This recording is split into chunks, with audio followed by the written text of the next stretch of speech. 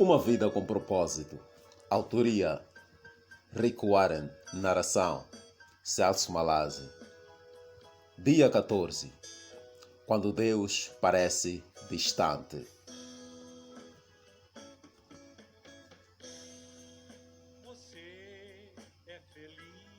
Ele se escondeu do seu povo, mas eu confio nele e nele ponho a minha esperança. Isaías 8:17. Deus é real, a despeito de como você se sinta. É fácil adorar a Deus quando as coisas vão bem, quando Ele provê comida, amigos, família, saúde, situações felizes. Mas as circunstâncias não são sempre agradáveis.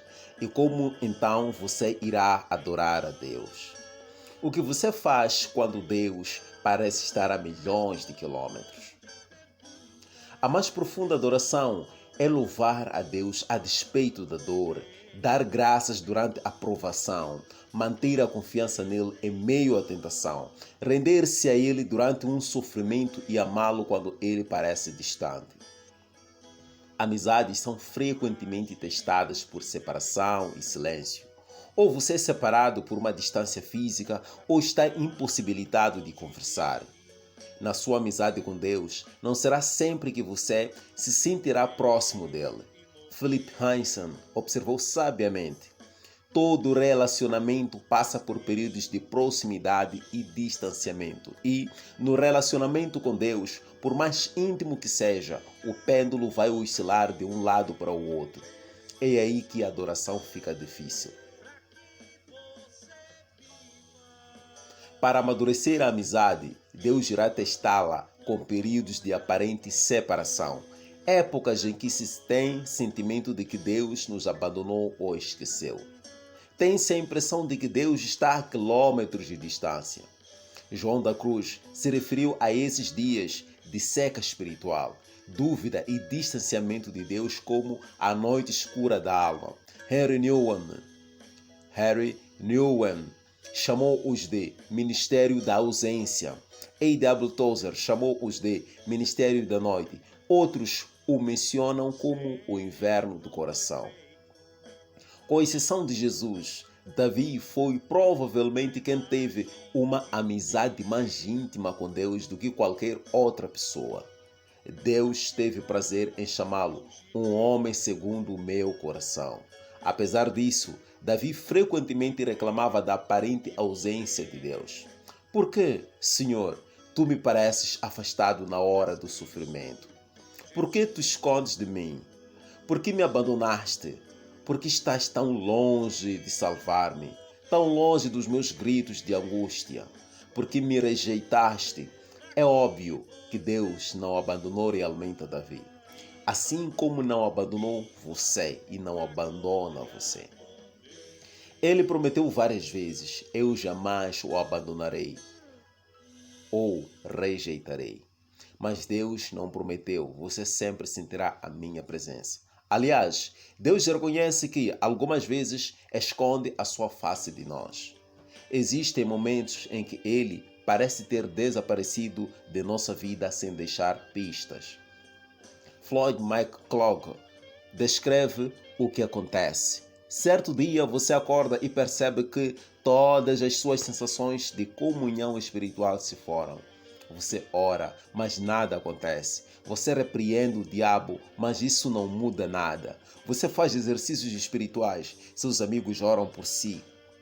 Você confessa cada pecado que consegue imaginar e então sai por aí pedindo perdão a todos que conhece. Você jejua e nada ainda. Você começa a se perguntar: quanto tempo essa depressão espiritual irá durar? Dias, semanas, meses? Será que ela vai acabar?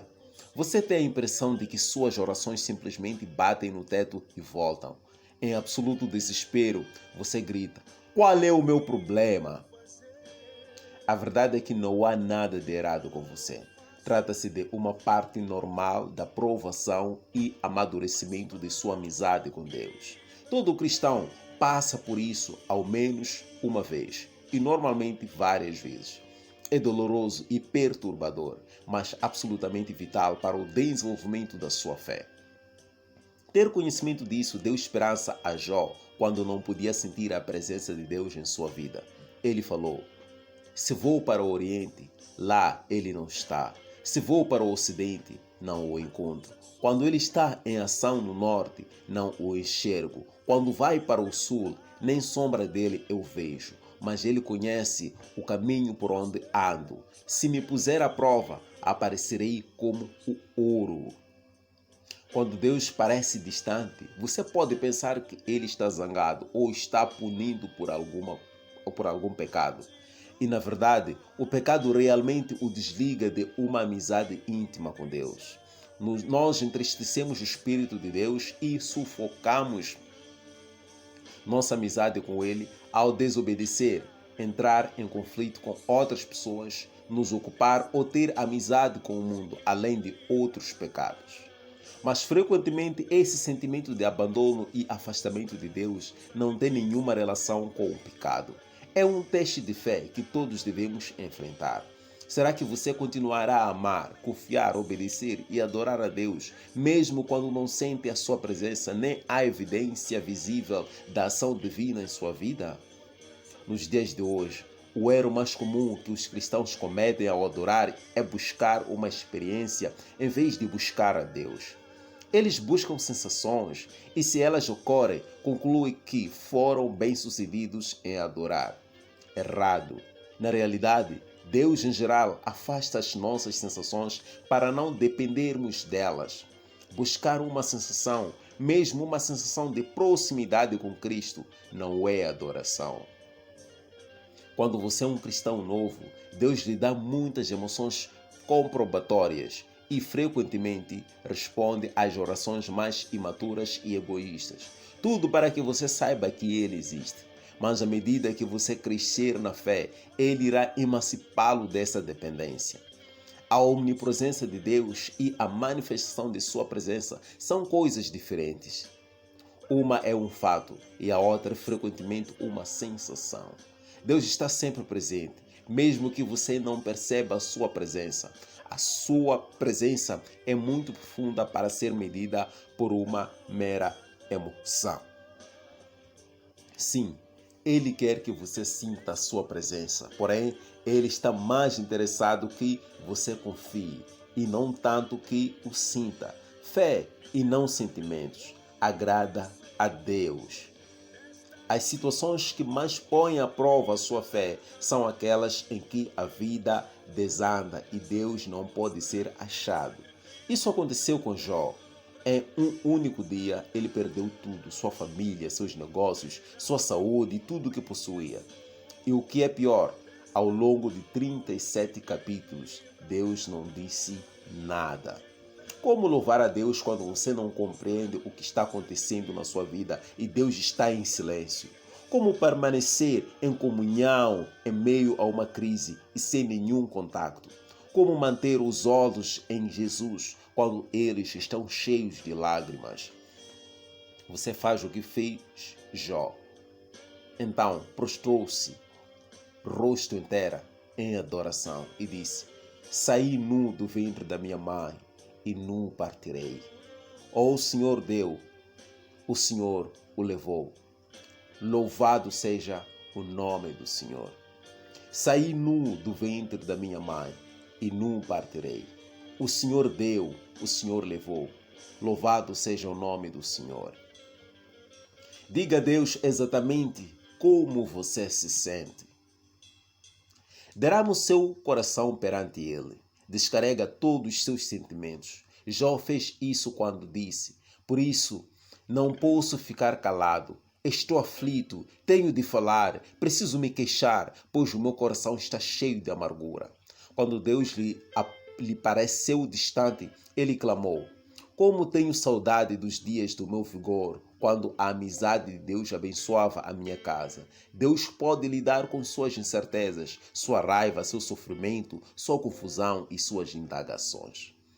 Você sabia que admitir seu desespero para Deus pode ser uma declaração de fé? Confiando em Deus e sentindo desespero ao mesmo tempo, Davi escreveu: crie, Por isso falei, estou completamente arruinado. Isto parece uma contradição.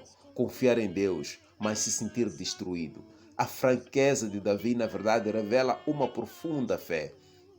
Primeiro, ele acreditava em Deus. Segundo, ele acreditava que Deus ouviria sua oração. E terceiro, ele acreditava que Deus o deixaria dizer como se sentia e ainda assim o amaria. Concentre-se em quem Deus é, sua natureza imutável.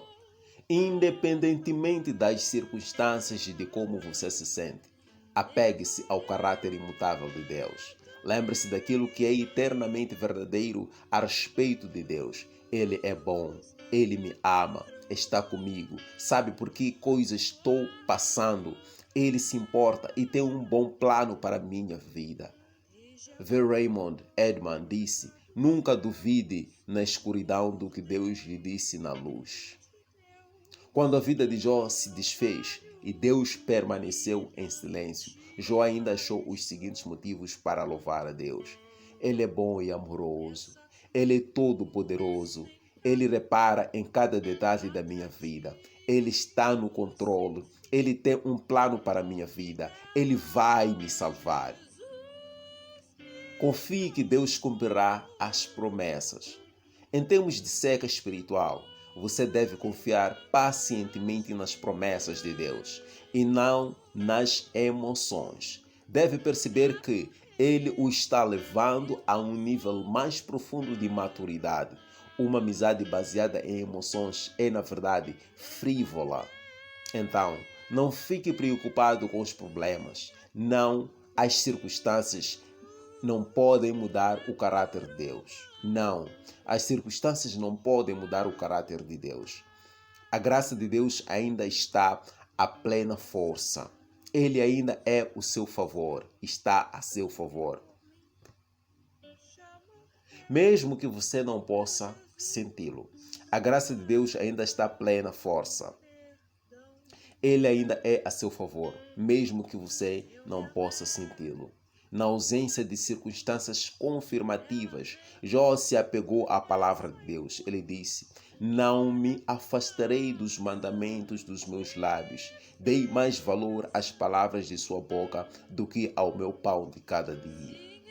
Essa confiança na palavra de Deus fez que Jó permanecesse fiel, ainda que nada fizesse sentido. Sua fé foi forte em meio à dor. Embora ele me mate, ainda assim esperarei nele. Quando você se sente abandonado por Deus e mesmo assim mantém sua confiança nele, a despeito de seus sentimentos, você o está adorando de forma mais profunda. Lembre-se do que Deus já fez por você. Se Deus nunca tivesse feito nada mais por você, Ele ainda mereceria seu louvor ininterrupto pelo resto da sua vida, por causa do que Jesus fez por você na cruz. O Filho de Deus morreu por si. Este é o maior de todos os motivos para adorá-lo. Infelizmente, esquecemos os ditados cruéis do torturamento e do torturante sacrifício que Deus fez a nosso favor. A familiaridade traz a complacência.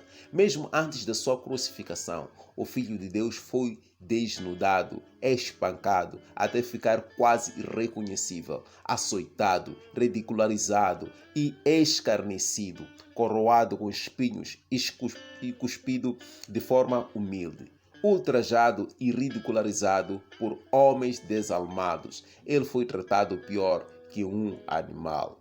Então, quase inconsciente pela perda de sangue, ele foi forçado a arrastar uma cruz colina acima, foi pregado nela e deixado para morrer com a lenta e excruciante tortura da morte por crucificação. Enquanto seu sangue escorria, escarnecedores ficavam ao seu redor e gritavam insultos, desafiando sua afirmação de que era Deus. Em seguida, como Jesus assumiu em si mesmo a culpa pelos pecados de toda a humanidade, Deus desviou os olhos daquela horrível visão.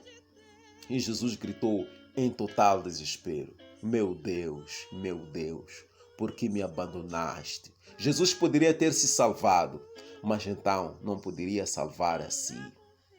Palavras não podem descrever as trevas daquele momento, porque Deus permitiu e suportou tão medonho e perverso ato de crueldade. Por quê? Para que você pudesse ser poupado da eternidade no inferno e para que você pudesse falar de sua glória para sempre.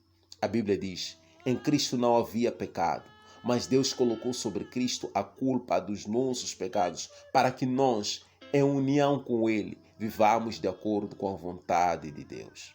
Jesus desistiu de todas as coisas para que você pudesse ter todas as coisas. Ele morreu para que você pudesse viver para sempre. Somente isso já vale seu agradecimento e louvor contínuo. Você nunca mais deveria se perguntar por que motivo deveria ser grato. 14º dia, pensando sobre o meu propósito. Um tema para reflexão. Deus é real, a despeito de como você se sente. Deus é real, a despeito de como você se sente. Deus é real, a despeito de como você se sente. Um versículo para memorizar. Deus mesmo disse: nunca os deixarei e jamais os abandonarei. Hebreus 3:5. Deus mesmo disse: nunca os deixarei e jamais os abandonarei. Hebreus 3:5. Deus mesmo disse: nunca jamais os deixarei e jamais os abandonarei. Hebreus 3:5. Uma pergunta para meditar. Como me concentrar na presença de Deus, especialmente quando Ele parece distante? Como me concentrar na presença de Deus, especialmente quando Ele parece distante? Como me concentrar na presença de Deus, especialmente quando Ele parece distante? Propósito número 2.